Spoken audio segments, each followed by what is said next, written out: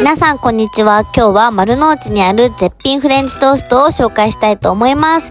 ここはザ・フロントルームさんといって丸の内ビルディングさんの中1階にある店舗になっております。結構並んで30分ぐらい待ちました。で、めちゃくちゃ分厚いでしょこれ。なのにね、めっちゃ柔らかくて中がトロトロだったの。もう美味しすぎてね、もうほっぺが落ちちゃうかと思ったし、もうね、一口目マジ感動した。本当に。私結構ね、甘めだったので、カフェオレとかコーヒーとかと一緒に飲むことをおすすめします。もうね、飲めるフレンチトーストって言っては過言ではないぐらいだったんですけど、ちょっとね、お値段が1550円っていうちょっとお高めなんですけど、食べる価値はあると思うので、皆さんもしよかったら一度試しに行ってみてはいかがでしょうか。